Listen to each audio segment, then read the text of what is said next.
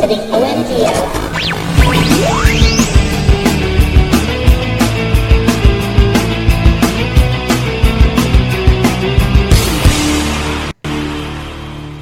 Welcome, everybody, to episode number 310 of the OMG Hour. Of course, we are your oddly mature gentry, and I am one of your hosts, Sean Evans, otherwise known as Zion Tane.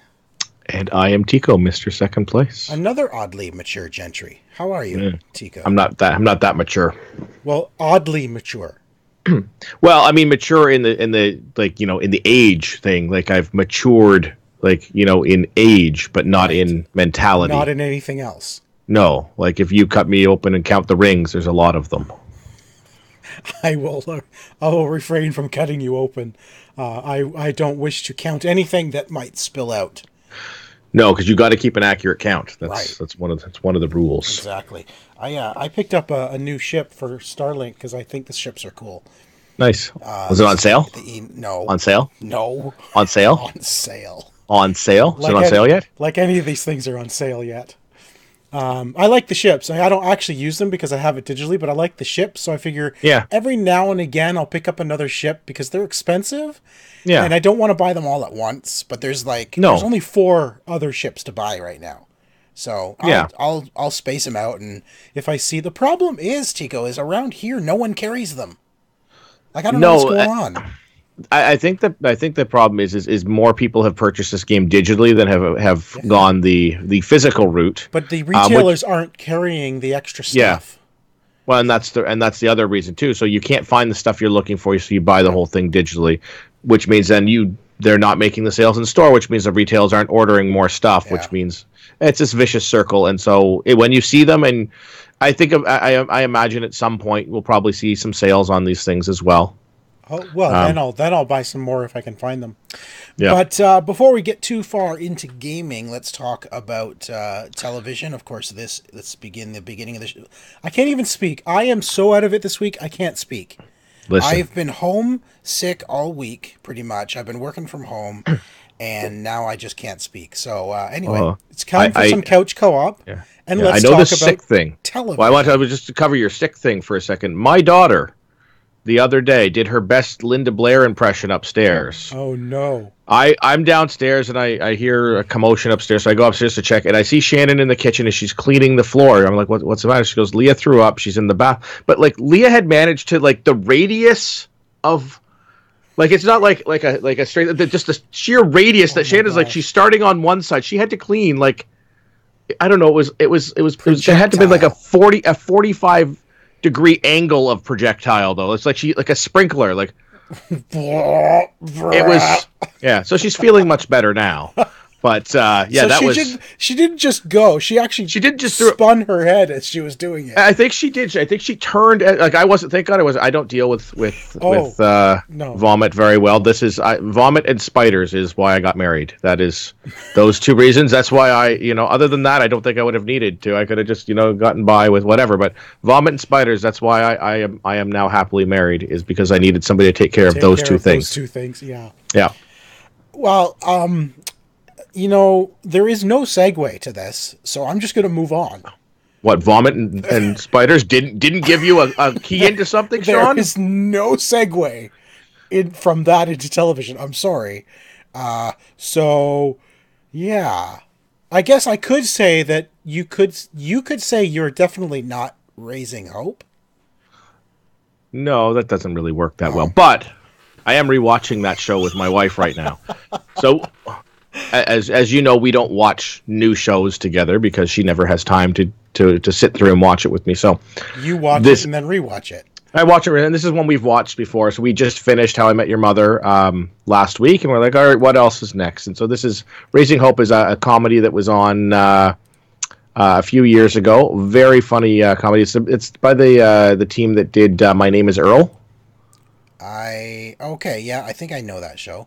The Jason Lee show where they live in a trailer park. It was a very funny show about this kid who he has sex. He gets this girl pregnant who happens to be a serial killer. That's usually how people get pregnant. Yes. Yeah. So she happens to be a serial killer. This is a comedy, by the way. Happens to be a serial killer. So she goes to prison.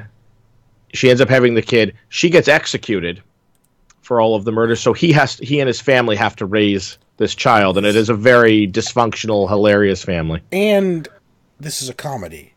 This is one of the funniest things you could ever watch. Really? It is absolutely hilarious. It's not even a dark comedy. It's just a straight up comedy. But like just the circumstances that brought this child into their life is what it's funny in itself. Just the way they do that. But if you say so, it is good. Garrett Dillahunt, who you may remember from the Terminator Chronicles. He was one of the Terminators. Oh, he was Claire's best friend on Heroes. Wasn't he? Isn't that him? No, this is a much older guy. Oh, then I don't know who it is.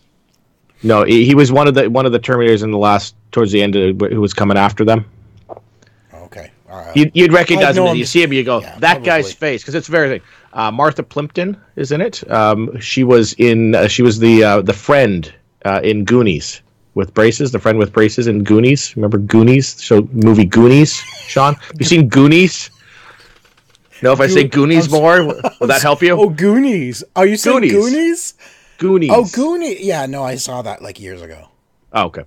Years ago. It was in the 80s. Yeah, that's years ago. Oh, that many years ago. That many years ago. Anyways, that Cloris Leachman, who you may have heard of. I know Cloris Leachman because that's many, many years ago. She was well known. Yes. So anyways, it's a very funny show. I think you should watch it, Sean. I think once you get through your current rewatch of Better Off Ted, I think that you should jump to this. I am rewatching Better Off Ted because that is a show I could never stop watching. It only lasted 2 seasons. It's one of those comedies. It's so funny.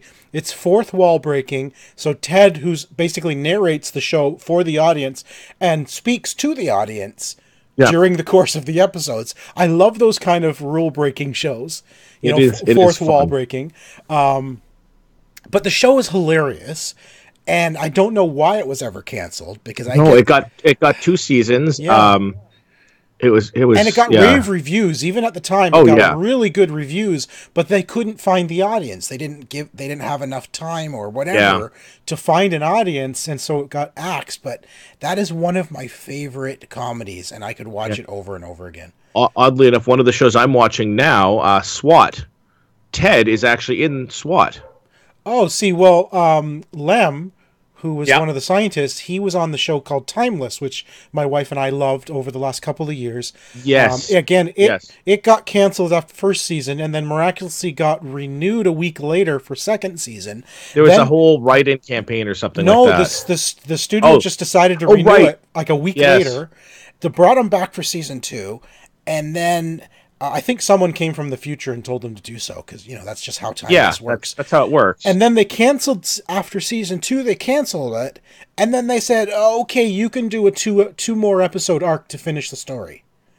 So they have people who believe in Timeless, but maybe they just don't have the viewership to make it work. Yeah. But they want to at least let them finish the story, which I'm happy with. At least let us finish the story.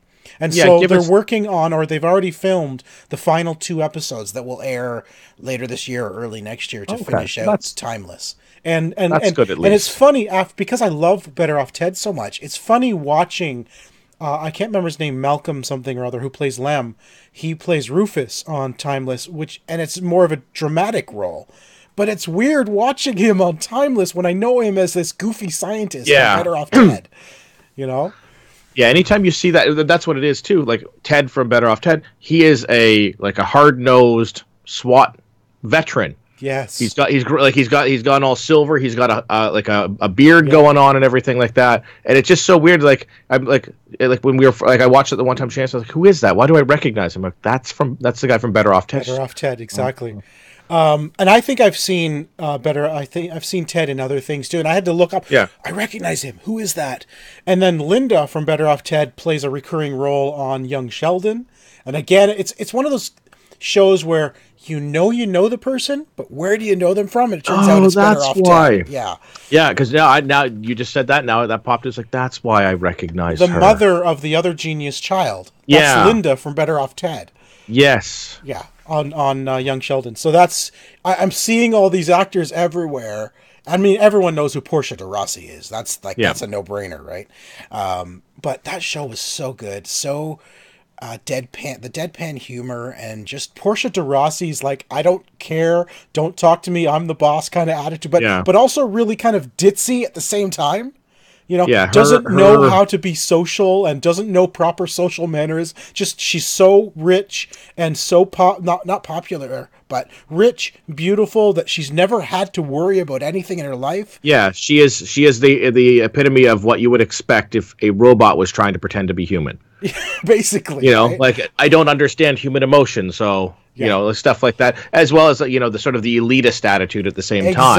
Exactly. That's she pulls it off so well, you know. Yeah. Anyway, I love that show. If you've never watched Better Off Ted, you need to find it. I'm not sure if it's on Netflix or not.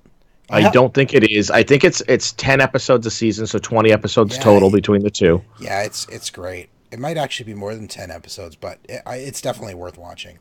Yeah, I know that's a yearly rewatch for us as well. We go through that at least once a year. Yeah.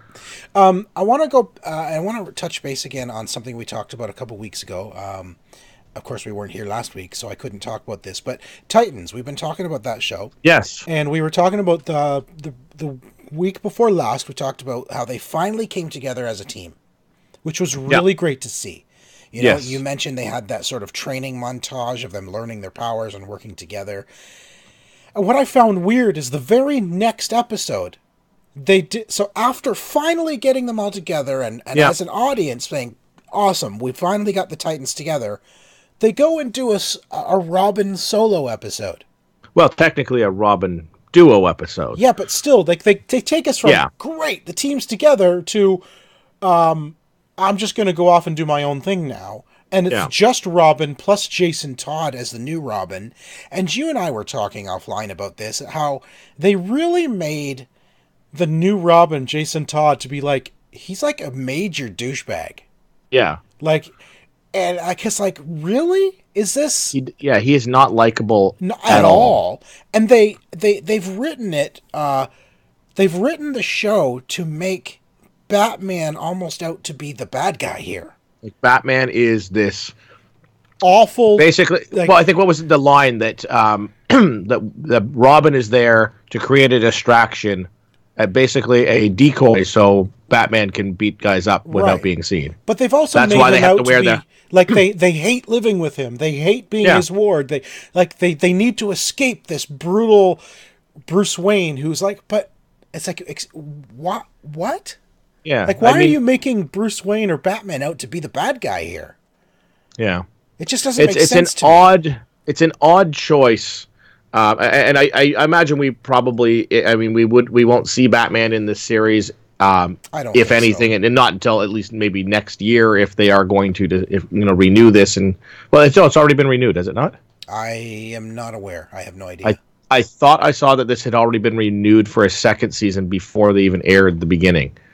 Maybe. So they may bring in a Batman at some point, same as how Supergirl brought in Superman at one. Yeah, like not as a ongoing recurring character, but I just and if you bring in Batman, even if they bring in Batman for some like flashback episodes, even if you don't see Bruce Wayne ever, if they never actually have to cast a quote unquote Bruce Wayne, but you just see the Batsuit. You see a guy in a Batsuit, and that's Batman, like from afar type thing. You don't need to show Batman as a major character, right? Show him in some flashbacks with him and Robin, whatever, right? Yeah. But at the same time, why are you taking, as DC, as the writers of this, why are you taking one of your cornerstone popular characters and making him out to be the bad guy?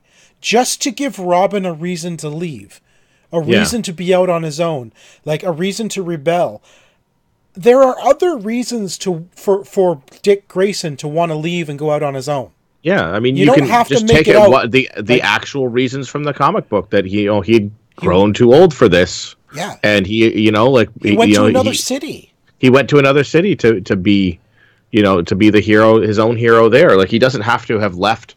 Right. Basically, it can be along the lines of Batman. It's like, okay, you're ready to go out on your own, and encourage him. Like, that you would think that Batman the Batman that we know from many of the comics, and so obviously there is a Batman out there that is a complete jackass in some of the comic lore, but like, the main canon of Batman is not this complete this douchebag. is a millionaire philanthropist, playboy millionaire philanthropist who took in these young boys off the street, essentially, who had nothing else, and cared for them, gave them everything they needed, and then eventually trained them up to be their own heroes.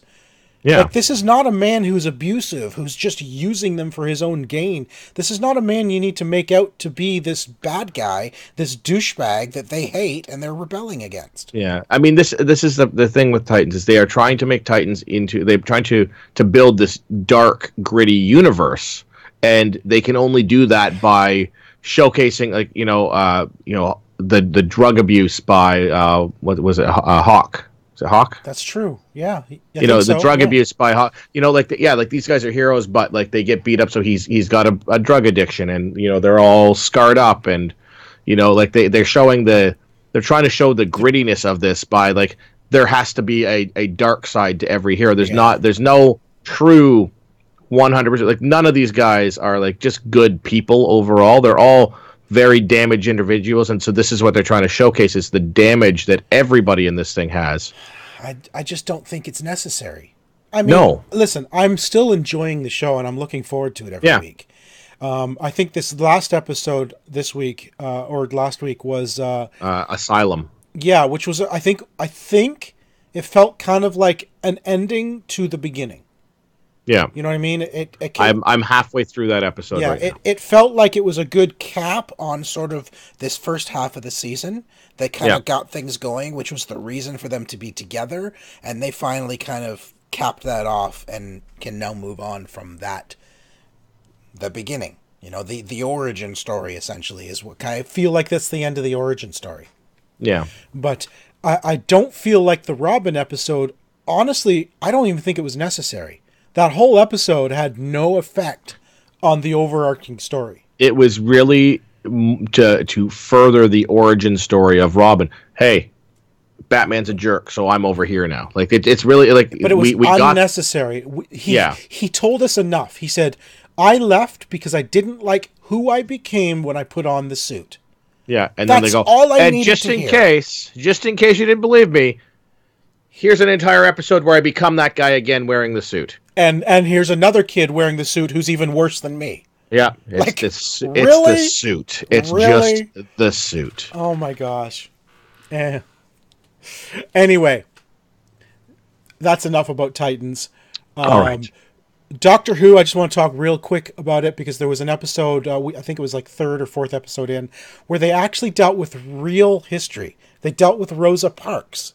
Back in, was it the 50s, I think? Who was the first black woman to refuse to give up her seat on a public bus to a white man, and was arrested, and of course started the whole the movement to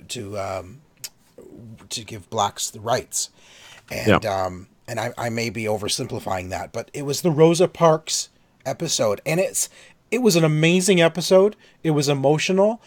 But at the same time, I'm watching this with Aria. We loved the episode. It was fantastic, really well done. But it's the first time Doctor Who has ever actually dealt with real history and preserving real history. They've never done that before. It's always just been adventures in space and time. Yeah. Right?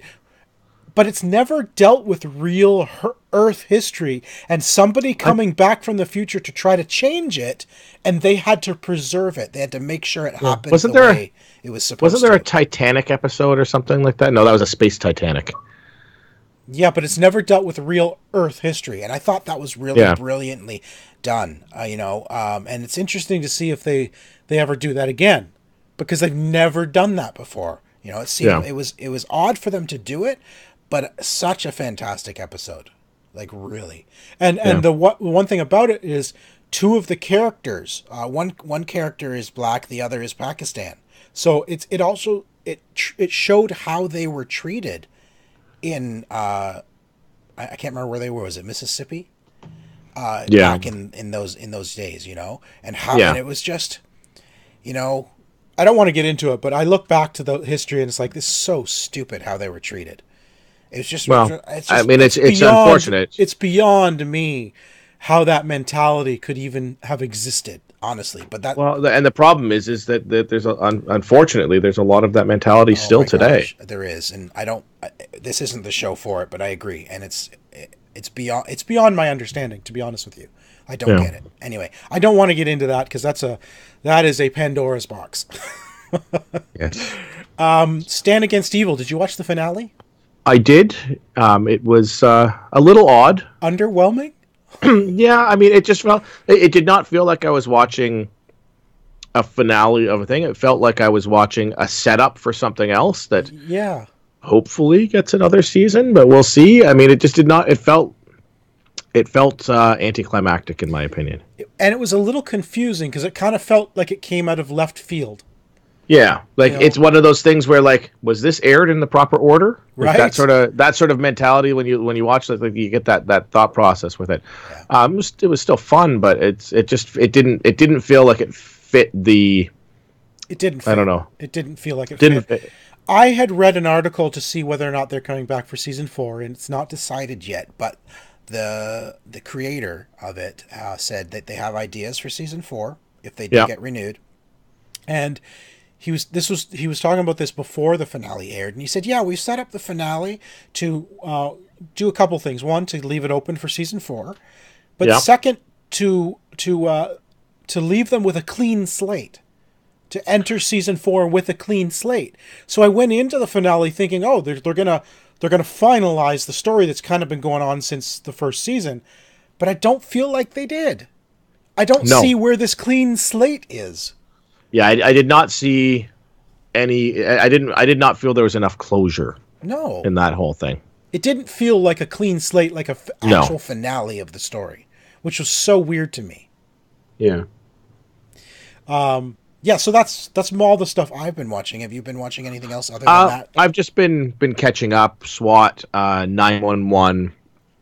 Just watching those, just sort of like I was behind 8 or 9 episodes, so I've just sort of been binge watching like one show all the way through. Now, the SWAT you're watching is the current one with Shamar Moore? Yes.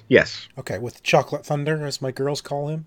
Yes, I don't refer to him as that, but... Oh, yeah. Dorothy and Aria watch it because of Shamar Moore. So here's the thing. So I just started watching season 2 of 911. I don't know if you watched that show at all. I don't know. So they added a new actress. Connie Britton was in the first season, and she left the show. They've added a new actress in. She's playing the sister of one of the firefighters, and she is now the 911 operator. And I watched, I'm 4 episodes in, and she looks so familiar. Why does she look so familiar? Jennifer Love Hewitt. Oh, are you serious? You looked at her and you didn't know who she was? There's something about it. I know who she is, and I absolutely know 100% who she is. Yeah. But she looks different now. Oh. She has there's something about it. She just I'm watching, and it took a few minutes to click in. I'm like, is that? And I'm like, then I look it up. I'm like, holy crap! Like, she does not look like the Ghost Whisperer. Or I know what you did last summer. Like she does not look the same. Like, she looks great still, but it just, how sometimes people they look different when they get older. Like Jennifer Grey, for example, like from Dirty Dancing till now, looks entirely different. Like, you would not recognize her. Jennifer Grey just kind of disappeared off the scene though after Dirty Dancing. Well, yeah, and then she came back and did some stuff, but looks entirely different now. So you wouldn't know because she looks. I think she had some work done too, but she looks entirely different now because of that. But you also haven't seen her since Dirty Dancing. That you know of. Maybe you have. Just don't realize it because she looks so different.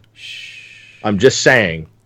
Anyways, I was surprised to see that 4 episodes in before I realized that it was Jennifer Love Hewitt, which you'd think you would recognize right away. Okay, so a couple of news articles that I think is interesting. One of my favorite comedies, The Goldbergs. Yes. Talked about it before. Goldbergs, did you say? Did you say Burks? No, The Goldbergs. You said k. You had a k on the end of that. Listen, I'm going to cut you in a minute. And then count your rings. The Goldbergs is finally getting the spin-off that they've been trying to do for 2 years now. They had an episode last year that was supposed to be the jumping off point for the Goldberg spinoff, and it apparently didn't work. It was at the school, the same school, with Coach and the principal, Tim Meadows. And then a new character brought in, right? And that was one whole episode of the Goldbergs that took place in the 90s with just these new characters.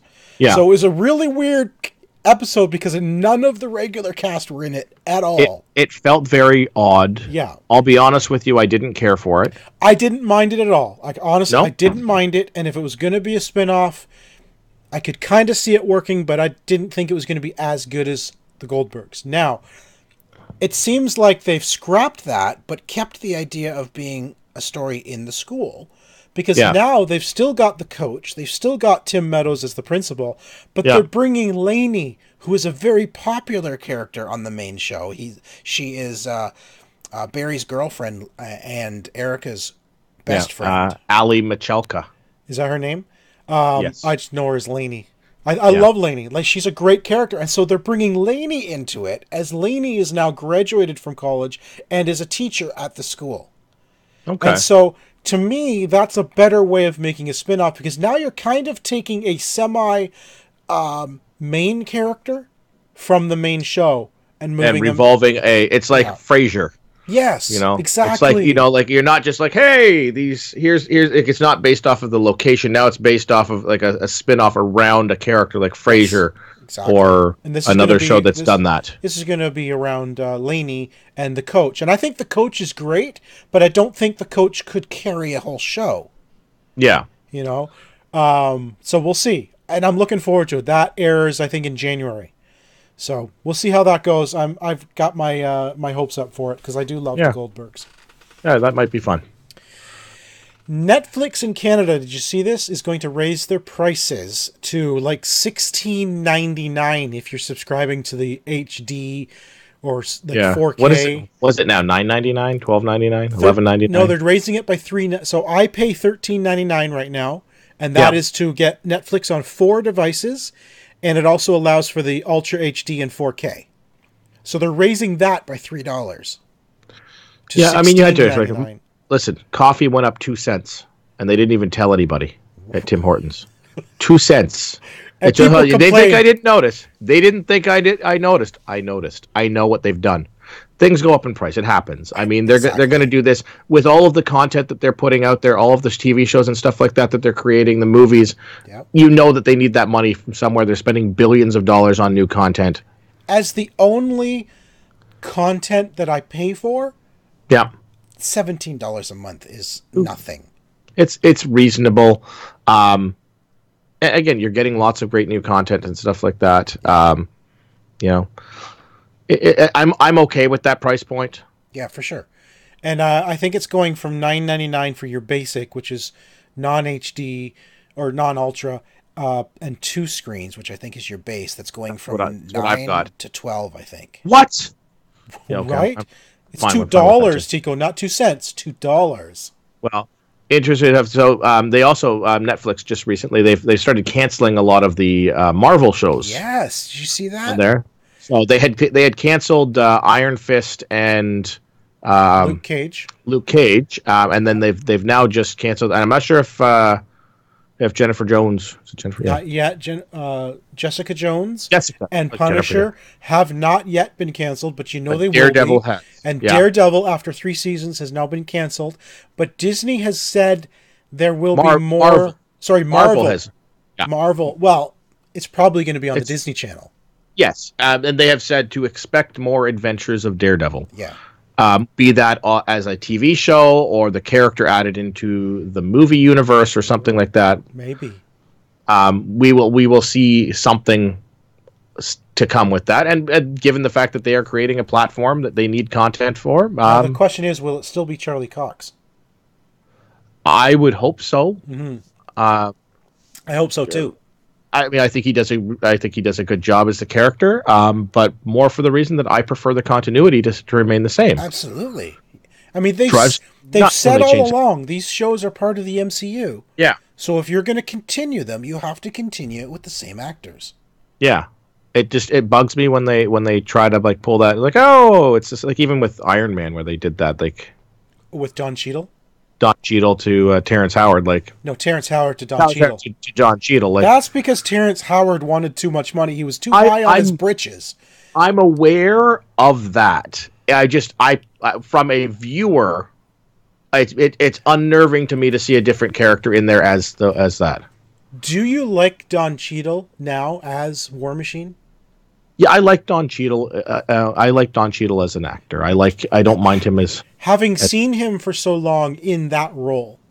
Mm-hmm. Do you think Clarence Howard could have pulled it off this whole time? Terrence Howard. No, I don't think like he. It would have been a completely different character. I think he was good as the army general. Yes, I think he worked well, but in the suit, I think Don Cheadle makes a better choice. I think Don Cheadle makes a better character, because he's brought some humor to the role that I don't think Terrence Howard could have brought. Yeah, Terrence Howard. I'm sure he could be funny. I'm sure he could pull it off. And again, we'll never know because we didn't get to see that side of it. That's true. It's the same thing. I mean, they've changed Hulks as well. Yeah, but I'm okay with that. Well, I'm okay with that as well, but it does make it seem like if you're gonna say this is part of the universe, this is an entirely different guy. And again, that's Edward Norton who literally said, "No, I don't want to come back." Well, I think it was a money thing there too. I honestly, I think it was probably money, but he literally said, "I don't want to come back." I think that these guys they have the "I don't want to come back" price tag. That's right. It's like, I really don't want to do this again, but if you pay me this much money, yep, I really can't say no. And I think that's when they go, Again, I think it would have been a completely different character. Had Edward Norton continued. I think that the choice they have now is absolutely perfect and works really, really well. Thor Ragnarok, I don't think Thor Ragnarok would have been what it was if it was Edward Norton as Hulk. No, it's a weird it's a weird. That being said, it's an odd thing when you see that change. That change in this situation, the MCU was so young, it was so much in its infancy when those changes were made that it didn't really impact anything. You can't just, it's like saying, okay, you know what, Iron Man is going to continue after Avengers 4, but it's going to be this guy now. Yeah, it's not Robert Downey Jr. anymore. You can't do that now. It's been 10 years. Yeah, but back when it was year one, absolutely, it doesn't matter. Yeah, Well, I mean, just go with the comics. They have like 40 billion different Iron Mans and Iron Heart. Well, now it's Iron Heart, and I would honestly, I'd love to see them do that in the movies. If Iron Man's leaving, then bring in Iron Heart. So let's change it up. Let's see how that works. Like bring in some of the other characters that have played in these roles. Like if you want to get rid of Wolverine, bring in Daken. Yeah, or Weapon, or what's the little girl's name from Logan? X-23. X-23, yeah. Yeah. But anyway, that's enough for Couch Co-op for now. Because, and are you prepared for this, Tico? I'm never prepared. Excellent. Let's do some 7 degrees of translation. Okay, I hope you're ready for this. No. Because I'm ready. I have stuff written down, but I am not ready. Okay, so I'm going to start because I've got some stats for you. All right. You are currently at 47% score. Yep, that sounds about right. I've got a spreadsheet that's keeping track of everything. And higher than I probably should be. You have 7 out of 15 correct answers. Yep. So you're at 47%. And I'm going to tell you right now, there is a theme running through these 3. They're all games. All right. Okay. The first one, Sake manuscripts. Sake manuscripts. Like Sake as in S-A-K-E? Yes. Or is that sake? Sake manuscripts. Manuscripts. Work on the word manuscripts, because that one makes sense. Does it? Mm-hmm. All right. It does. And it's a game. It is a game. It is a very well-known game. It's a well-known game. Very well known. Very well known. Almost too well known. Well, no, you've gone too far. Now it's No. almost. This game may have gone too far. This game may have gone too far. I don't now. I'm completely lost as to where we might be. Work on the word manuscripts. It makes sense. All right, so manuscripts would be like a book, of some sort, or okay, I want to say book of something.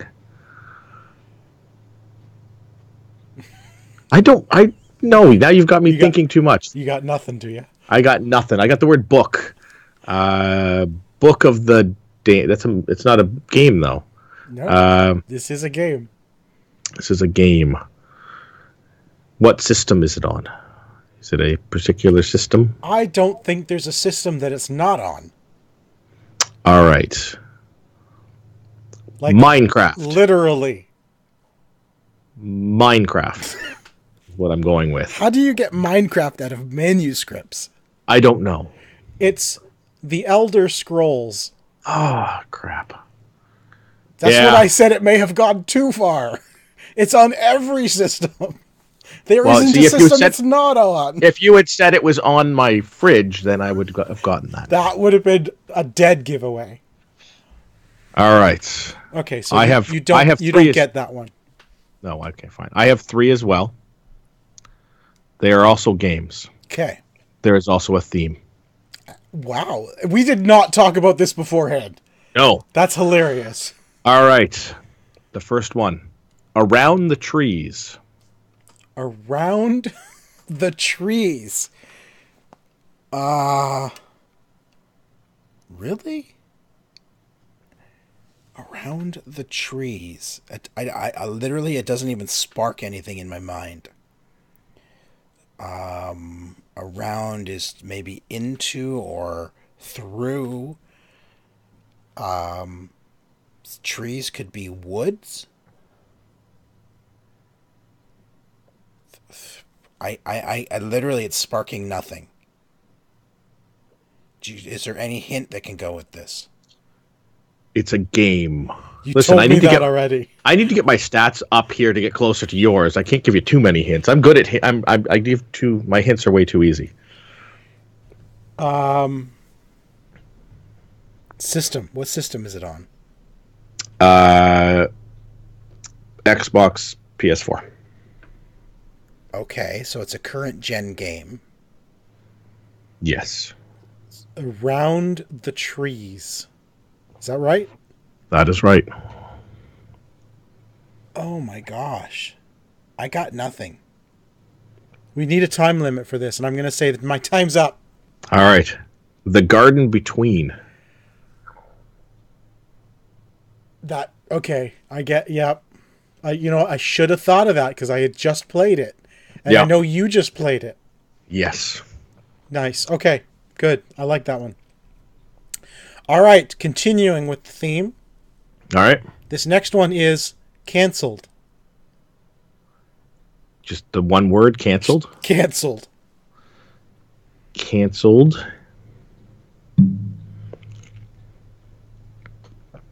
Just canceled. Canceled. Canceled. The game wasn't canceled. The translated version of it is canceled. All right. Is it a 2-word to 1-word dealie? It is not. It's a single word. It is a single word to a single word. All right. The theme.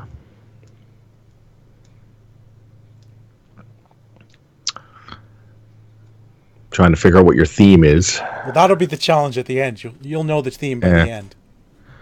All right. Canceled. I am going to go Fallout. We already did Fallout. That was compensation, remember? That was several weeks ago. I will let you get... I'll give you one more guess. All right. Then I will go with... Canceled. What the heck is canceled?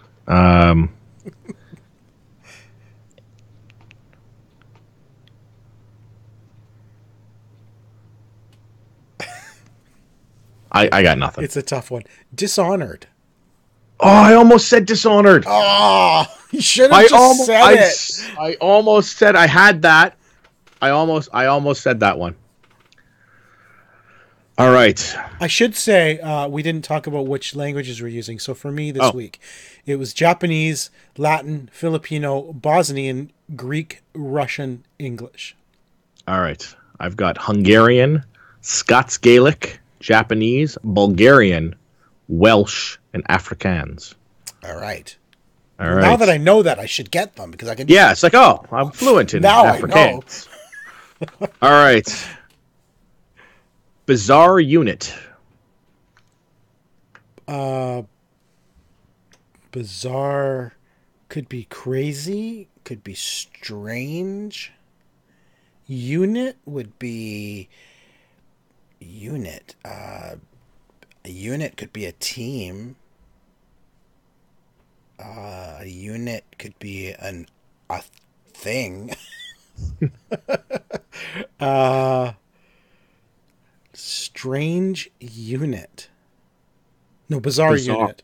Bizarre unit. Bizarre unit. If it was TV, I'd say Strange Things, because that would probably work. But there is no game called Strange Things. Well, it was supposed to. It got canceled. It got canceled, exactly. Oh, you've got good ones this week. Wow.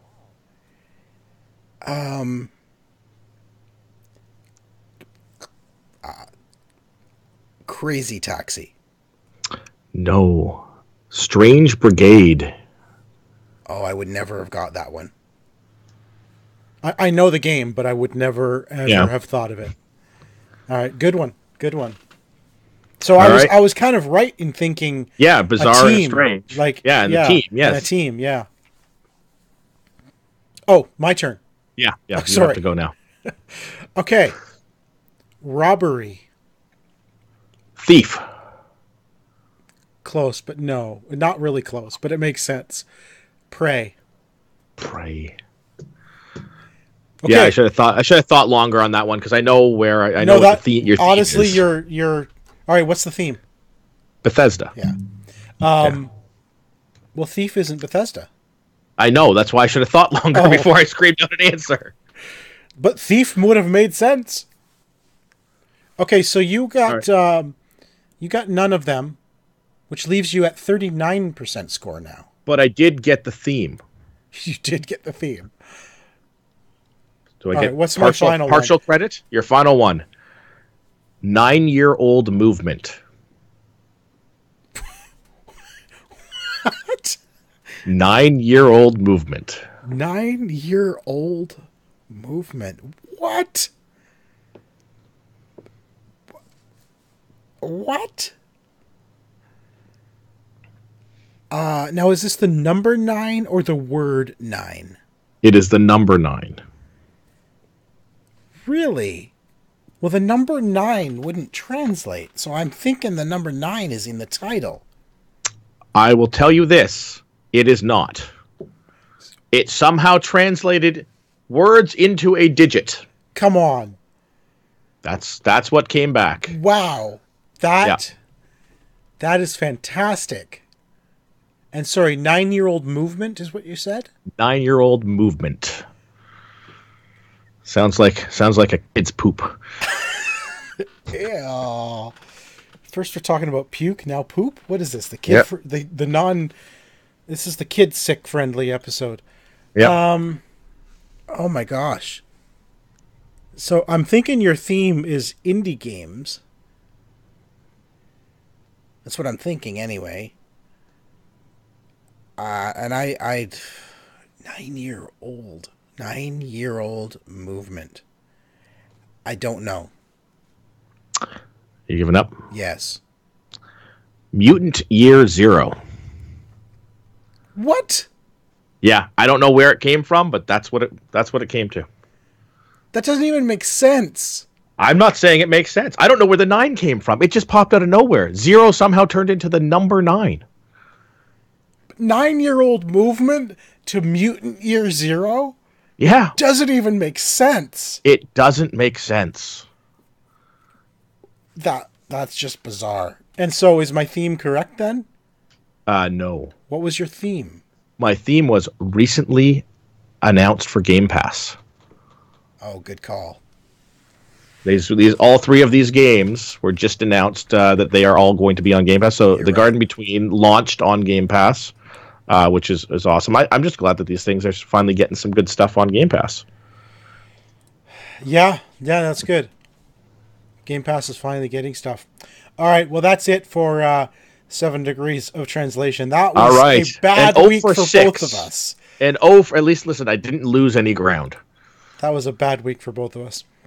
Okay, you know what? I forgot to turn our timer on, so I think we got 20 minutes left. All right. Or a little less. Betrayal Legacy. We finally played a tabletop game, Betrayal Legacy, last week. We spent a good 6 hours playing. Got through the first three, awesome. It does. Three stories, 3 chapters. Yeah. And my goodness, was this a fantastic version of Betrayal at House on the Hill. It was so much fun. It did not feel like a 6-hour night by any means. It was great. By the time we finished our second, we were all ready to play again. Yeah, we're like, let's if it wasn't like looking at us like it's almost midnight. I'm like, yeah. It was like 9:30, I think, by the time we finished the second one. So let's explain what Betrayal is. It is we talked about last episode. We talked about the Legacy games. So Betrayal Legacy is you are a group of randomly assembled people. I don't know about that. It's a weird family. It's a priest. You play as a member of a family. So you're playing as a different generation of the family each week, but you are just a randomly selected group of people. There's a priest, there's a guy, and there's like 2 children for some reason, and then like some redhead with killer boobs. Killer boobs. And then you all show up at this haunted house, and you go into this house, and you're trying to figure out some stuff from your family. You're all going. It's a weird collection of people that are exploring together. Yeah, the basis of a betrayal game. Yeah, and this is the Legacy version of it. So Betrayal, you're all exploring this house, and as you enter a doorway that has no room on the other side, you pull a room tile, and you place the room tile. And there might be an omen, there may be an item in there, there may be an event that happens in the room. You resolve the event, you do what it says to do. And try to stay alive. And you try to stay alive. And all of you are working together. At that point, it is a co-op game. It is a fully co-op game. As you explore the house. At some point, based on the number of omens that have been revealed, there is going to be a betrayal. And one person is the betrayer. Okay, we now know who the betrayer is. But somebody sitting at the table, one of the people playing, is now betraying everybody. And you split off at that point. The person who is the betrayer gets up and leaves the room and reads their objective. While the rest of them read their own objective. Yeah, their win scenario for the game. Yeah. And then you come back together and you play where the betrayer is now trying to screw everybody over. And it may be collect a certain number of these things. It might be get everybody into this room. It might be kill everybody as their win scenarios. There's like 50 different scenarios, and it's all based on who triggered what room it was triggered in, what omen triggered it. It's all there's basically which omen was chosen and which room were you in. That tells you what page to turn to and who the betrayer is. And there's 50 possibilities. And then this is a regular game, and with your Widow's Watch it adds another 50. Now and another floor. With a Betrayal Legacy, it's a little more guided. As you play through the chapters. But it's really great because there's cards that say, when or if this happens, then read the other side of this card. Yeah. And that will add something to the game or change the rules or whatever. And it's just, you know what? The game was so much fun. I'm really looking forward to playing again. We have it set. We're going to play once a month. We got through 3 chapters. There's 14 the prologue and 2 chapters. Yeah. So there's 14 chapters total, including the prologue. Yeah. And I think at the rate we were going, we're going to finish in a couple of months. Yeah. And who's winning so far? Who's the winningest player so far? That would be me. I think. No. Is that you? That would be me. Yes. I have won twice. Both of the full chapters. Once as a regular Joe and once as the betrayer. The betrayer. So the last one, you were the betrayer, and Yep. you won that campaign. You won that chapter. Yes. You managed to kill all of us with your demon pony. Yes, my My Little Pony. Yes. Which is and that's part of the fun. Is like it has some D&D elements where you get to describe what is happening, how people died, that sort of thing. So that's my great. scenario, yeah. So my scenario, I had to get I had to either kill everybody or get these people out of the house. I couldn't figure out how to get the people out of the house fast enough, so I just murdered everybody. But I had a nightmare, a giant. It was supposed to be a giant flaming horse that spewing sulfur and all of that. But my version of that was a little toy pony, a hell pony. That happened to breathe fire, and so that was my scenario that killed everybody. So I get to describe that as they were trampled to death. What I love about the game is, once every chapter, when you pull an item, if the item has what they call an heirloom spot on it, you can choose to make that a family heirloom. Because, as Tico mentioned earlier, you choose the role of a generation of a single family. So you named your family, and every time you play, you name the character and how old that character is. Yeah, and it could be the same character or their ancestor. The way we do it is, if your character survived the previous round, and it would make sense they're still alive, whatever it is, like 34 years later, you can use the same character again. That's fine, right? Yeah. So, but what I like about it is you can turn items into heirloom items, which give them more power.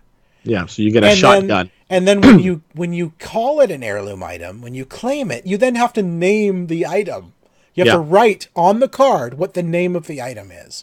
Yeah. So I got this pitchfork that I made heirloom because it's a +2 to my damage if I'm using it outside. But only when you're using it. Only when I'm using it. Yeah, everybody else gets a bonus. It's a +2 outside, or if I'm in the bonus is it's also a +1 if I use it indoors. But it's not for anyone else. So I named it Paws Prongs of Poking. Yes. So it's just so much fun to be able to name these items, and it's permanent because it's written right on the card now. Yeah. And that's what makes the game personal. Because you get to name things, you get to put stickers on the cards, or even on the rooms. Some rooms will get stickers and different things. It's a lot of fun. We had a blast playing it. And as you said, on your family card, after every game, you have to mark if you survived, were you the betrayer, and a little sentence about how you died or how you survived, or what, or just a little story, to keep track of what happened in that round. So that was a lot of fun. That's Board Games Talk, and we also played some video games. Both of us played Hitman 2, which we said we were going to talk about. Yes. How are you feeling about the new Hitman 2? So here's the thing. So this game here, we have the legacy pack that comes with it. So it has the first game in it as well, remastered, or whatever. Yes, yeah. Prettied up a bit, whatever you want to call it. I had Hitman 1, and I barely played it because I was not very good at it. Neither was I. I could not figure out what I was supposed to do. So with this one here, I'm like, I'm going to give this more of a shot. And so I just started playing levels over and over again, finding things and figuring it out, what you have to do in order to do this. Like, okay, I have to now go from here to here. I have to do this. This is the best way to do it. And I am absolutely loving this game now. I've played through a couple of missions, and I'm surprised I made it through the first chapter without alerting anyone, because I'm terrible at these. I love stealth games. Everyone knows that. But this is a different kind of stealth game. This is more of a stealth, like, blend in. It's a stealth out in the open type game, right? You have to blend. You have to put on disguises and blend in, and you have to lure people into private areas in order to take them down, because if you're seen, it's just basically game over. Yeah. So I managed to make it through the first chapter completely unseen. Took out the target without alerting anyone, and got to the boat, and I left. And I managed to distract people so they went the other way. What I am surprised with, however, is I managed to smother the target in her bed with her boyfriend laying right beside her, and he didn't even wake up. Yeah, he's a heavy sleeper. He's a heavy sleeper. I was actually afraid to do it. I'm like, is he going to wake up? But no, he just laid there. She's struggling. I'm killing her with a smother, with a pillow. And took an Ambien. He must have. He must have. So then I had to get off the property and stealth again. And yeah. It was fun, but yeah, here's the thing, because you can go around and sneak around and kill a whole bunch of people. You can kill the boyfriend too if you really want to, and all that stuff. But you get a higher score if you don't for completing this with just killing your target and escaping without anybody seeing you. Well, because you lose points if you kill people who aren't your target. Yeah, like my first time through this, I will tell you, I did not know the concept. I was like, oh, kill her. I'm like, oh, there she is. I've got a gun. I shot her in the head while she was downstairs fixing her tea. And I finished the level. Like, I killed like 80 people. Like, everybody's like, I found a gun. I just kept shooting. Like, I'm just going, okay. And I'm like, okay, well, I'm not dead. I'm still. And I got out, and I'm like, and my score is like super low. I'm like, well, why my score so low? And it's like, all these murders. I'm like, oh, right. Yeah. So then I started like, okay, I have to just kill her. And then so I figured out, okay, when she gets in, she has a cup of tea. Like, okay. Right, yes. So I'm like, okay, I found rat poison. Great. So I poison the sugar. And then I sit back and wait. She comes in and he's like, hey, sugar or honey for your tea? And she's like, honey. I'm like, son of a. So I'm like, okay, reset, go back in, start again from scratch, go in, poison the honey, go through, comes up, same thing comes up, and then she takes sugar for her coffee. Of course she did. And I'm like, are you okay? Are you kidding me? And then so I find more poison. I poison both. Yes. Right? And she doesn't drink it this time? No, she drinks it. Oh, okay. And I take off, I go to my thing, I'm like, why is it not triggering my exit? And I realized because the poison I used was poison to make her sick. Oh, so she went to the bathroom to throw up. She's not dead though. Right. So now I'm all the way at my boat, and I have to turn around and go back to kill her because she's not dead now. Like, oh my gosh, are you kidding me? So I have played through this particular mission here probably 20-30 times. There's a bunch of different ways to do it. There's different challenges. That's the nice thing about Hitman is there are so many ways to actually take out your target. So many ways, and they're, it's replayable that way because you want to try to unlock all of those scenarios. Well, and that's I mean, the original game was released in chapters as well, and that was why it was they've done it this way, is they want you to be able to replay. They don't want it's like, oh, I finished the thing, it took me 20 minutes, I'm done. Yeah, exactly. Now the other thing about Hitman 2 is they have a sniper mode. I love the sniper mode. I play this on my phone. But there is a Hitman sniper game on the phone that you can get, which is super fun. It is kind of what this is kind of based on. And this is, and it is just, you're set up on your perch, and you have 3 targets you got to take out, and you got to kill them before they escape the party, as well as killing off all of the security guards and stuff like that. Without anyone being found or alerted. Yeah. That's the tough part. Because as soon as that happens, everybody runs, and then you're trying to hit guys on the run. I didn't know until actually we were chatting the other day when it came up to play Betrayal, that if you hold down the trigger a little bit, it goes into the zoom mode. I thought you just they don't have a hold your breath thing. It's not zoom. It's slow motion. Yeah, it's the hold your breath, like you would normally press it like left stick, and so you hold down the trigger halfway, and it goes into this sort of slow mo, like Zen mode, so you can aim a little bit better. Yeah. And there's so many ways to kill your targets and stuff like that without being seen, but you need to kill people. You need to not alert everybody so they go take off running, so that you're trying to shoot guys when they're standing in front of like a pond, so their body flies back into the pond. Yep. And the body is then hidden, so it won't get discovered. I've had a couple of times like where their foot's stuck on the thing, so I'm like shooting at their foot to get the foot to flip off, so it lands in the. If they're on the roof and they're by a window, if you shoot them, they fly into the window, so now they're out of sight. So you do have to. You can't just shoot them out in the middle of nowhere because people will find them. They'll find a dead body, and then they'll panic. Everyone will start running, and now you've got to pick off your targets before they get away. Yeah, which actually happened to me. It's happened to me a couple of times. And you actually did a really good job of that, by the way, because I was there when you did that. And you actually took them out pretty good, trying to hit them on the run. Yeah, and I managed to get all the targets, and I think all the bodyguards except for 2 as they ran away. So I still completed it, but yeah, my best score is 3 escape, 3 bodyguards escape. So I'm already better than you, is what you're saying. That's what I heard. We knew that already. Oh, okay. There are more in the seasons past. There are more sniper maps coming as well. Awesome. Yeah. On the map we're watching right now, which is the one that comes, the base one.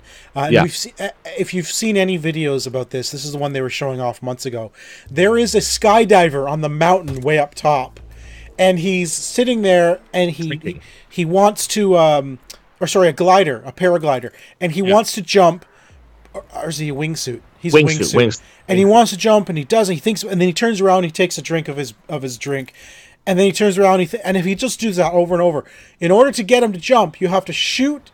First of all, you have to shoot his bottle, which is way, way far away, and then there's an achievement to actually shoot him out of the air as he jumps. That is hard. Yeah, I gotta try to do that. Yeah, it is a fun game. I'm really enjoying it. And again, both modes. There is a multiplayer to the sniper thing too. I'm not sure exactly how that plays because we're playing on competing consoles.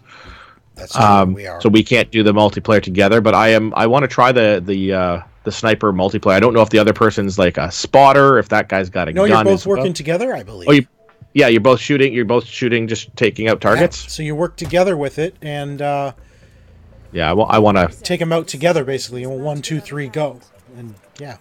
I want to try that because I'm really, really enjoying this game. Like the game itself, I'm really enjoying the game. I'm flying through the different missions, the different areas, and some of our massive maps where you walk into like this huge it's the Paris like a huge party catwalk, like a fashion show.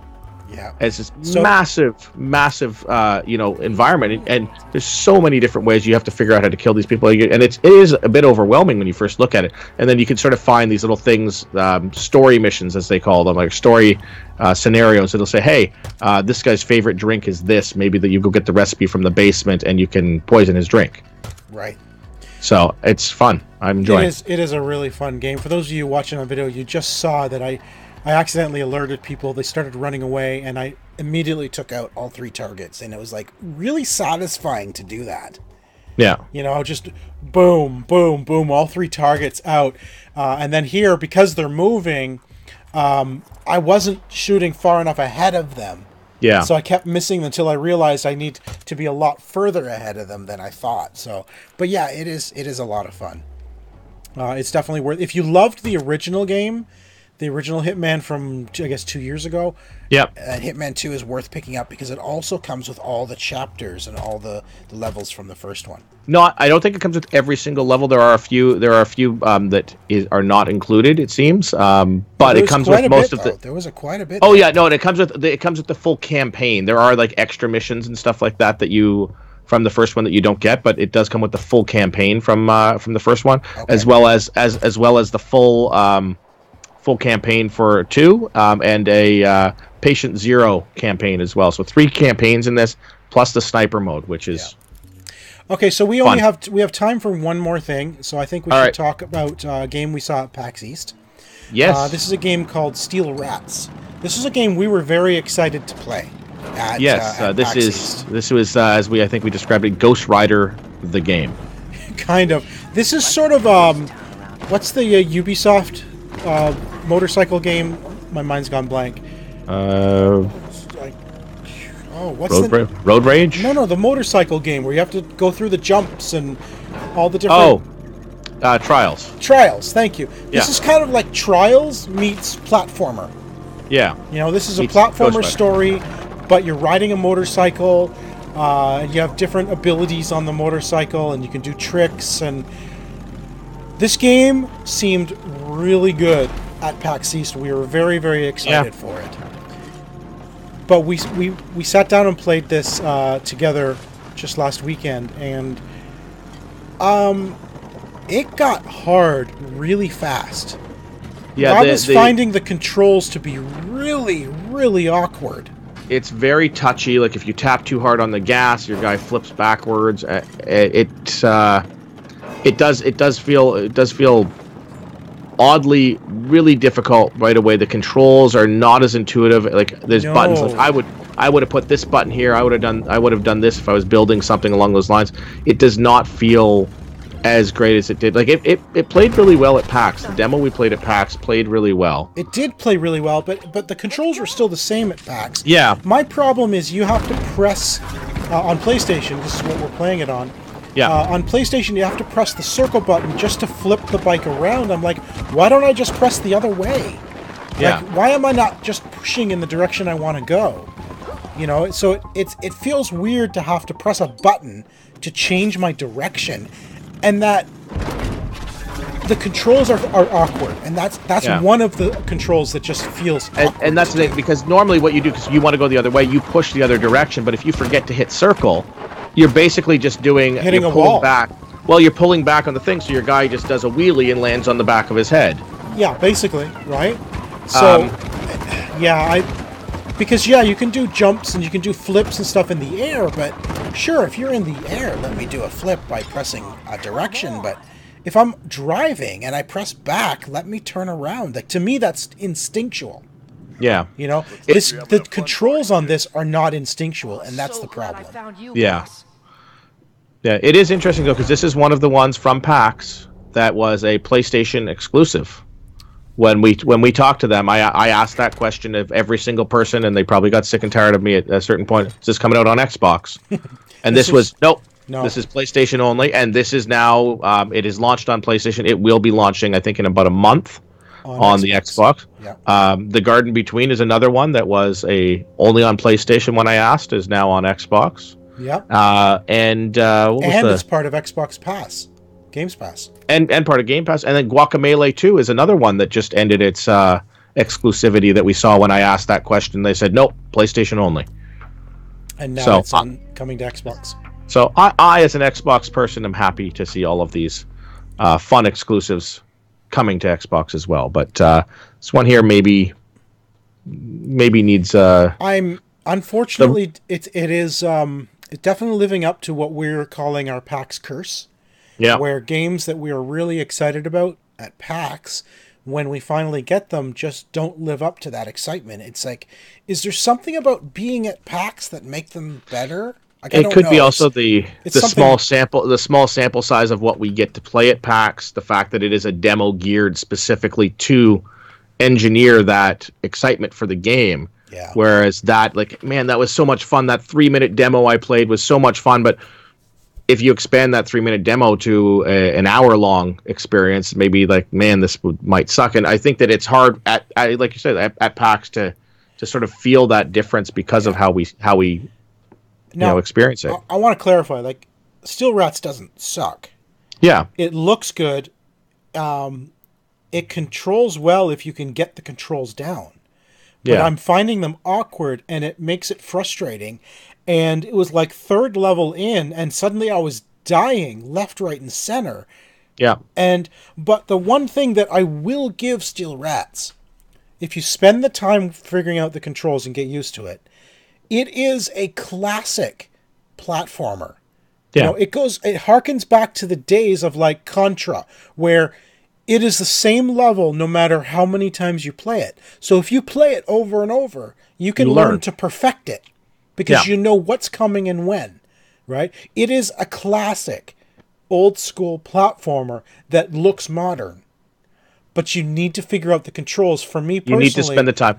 Yes. I think that makes it. I'm sure it's probably a great game. The first impressions that we both felt with that is that the difficulty curve that it throws at you, like, you don't get 6-7 levels in. It's like level 2, and all of a sudden, like, you've got this giant death ray hitting you if you don't like have the exact, like if you're not holding down the trigger at the exact right moment, all of a sudden, like, oh, you're dead.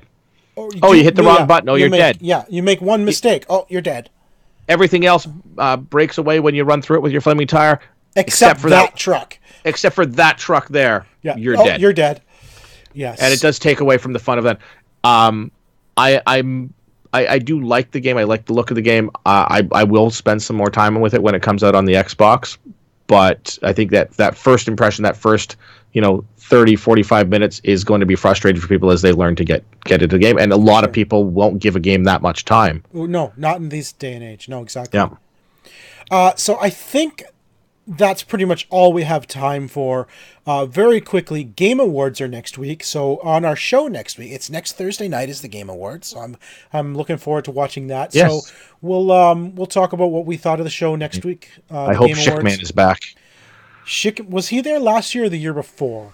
I can't remember. I think it was last year was Hitman. I think Hitman might have been the year before. He wasn't there last year. It was a lasting impression on Hitman, I'll say that. BioWare is teasing some Dragon Age announcements, so I'm hoping that's next week at the Game Awards. We'll see. So next Friday we will talk about our thoughts of the Game Awards. I'm kind of wondering what we get to make fun of this year, because last year was the great No Way Out interview. So I'm looking forward to another disaster like that. That'll be fun. Yes. So what is Jeff going to try to get out of this time? We'll see. Yes. So that is it for episode number 310 of the OMG Hour. We are your oddly mature gentry, and Tico's going to take us out. Yes. Like, subscribe, comment, all on the YouTube thing. It's below this video thing that you're seeing right now. Probably just below. I don't know. Right There's buttons. Somewhere. There's buttons on the left and right with like a thumb up there, the thumbs up and stuff like that. Wherever, look, just to pay a little bit of attention. Look, it's YouTube. I mean, you should know how to use it by now. Do what Tico does and push buttons. Push all of the buttons. The positive one. I don't think there's a negative. There's not a. There is a thumbs down. Don't hit that one. Oh, don't hit that one. No. Don't hit that one. Just the good ones. Hit all those buttons. They're on the page somewhere that you're looking at right now. So hit them. Tico only hits positive buttons. If you're listening to the show, go to your iTunes or music store of something, and there's probably a similar shaped button that says that you like the stuff. It's like hit 5 those buttons stars. too. And then also go and watch us on the YouTube thing and hit those buttons, so you'll feel really good about yourself going into Christmas. Are you almost done? I'm just reading what's written, Sean. I have to read what's written on the page. I'm paraphrasing a little bit. Okay, you can follow me on Twitter at Mr. Second Place. I think you've already done most of what I was going to say. Check us out on YouTube at OMG Next, at youtube.com/OMG Nexus. On the Twitters, the show is the OMG Hour. Send us your 7 Degrees of Translation titles, because we'd love to get some from you. That would be a lot of fun. Of course, I am Ziantane. You can follow me everywhere. XIANTAYNE. And that is it for us for this week. We'll be back again next week. Bye, guys.